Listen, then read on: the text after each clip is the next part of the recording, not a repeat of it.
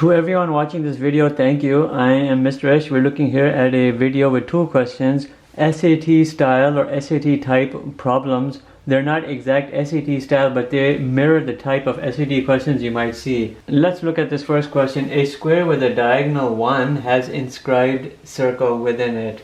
Find the area of the circle. Think about it. We're looking here at a square and there's a circle which is inscribed within it. But the square has it is equal to 1. We have to find the area of this circle. How do we go about doing that? Well, if you were to determine the sides of the square, you could very well then determine the diameter of the circle. And that diameter could very well lead you to the area formula. You know you have a square plus b square is equal to c square, x square plus x square is equal to 1 square, 2x square is equal to 1, and x is equal to 1 over 2, and then you're going to root it, which is 1 over root 2. That 1 over root 2 represents the side of the square, which also represents the diameter. If you did the diameter divided by 2, you'd get 1 over 2 root 2, and that would equal the radius. And right there you have everything you need to finish this. You have the radius 1 over 2 root 2, then you just do everything here, pi r square. You do pi, and then you have 1 over 2 root 2 square, and that would be pi over 8. That would be the area of this circle. And it wasn't too bad. Let's look at our second question. We have a cube within which you find a sphere. The cube has 6 faces and the sphere happens to touch each of them at a specific point. The sphere is touching the face over here, it's touching a face here, the face of the cube here. You can see it's touching here and it's touching here. So it's touching the face, each of the 6 faces by means of its external surface area. The sphere is making contact with 6 surfaces of that cube.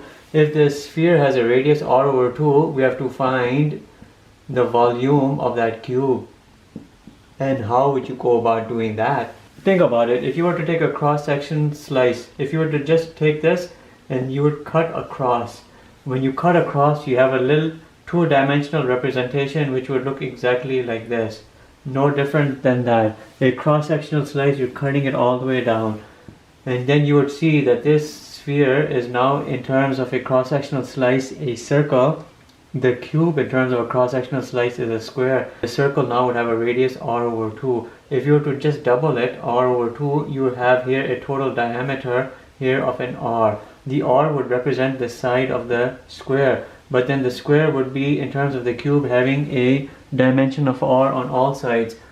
Here, and in terms of the height. So therefore, length times width times height for a cube, right? The volume of the cube would be just r cube, and it would be done. So it was not technically a difficult question, but by means of this cross-sectional slice, a vertical sagittal slice, you easily are able to picture it all and take it through to completion, and that's it. Thank you for joining.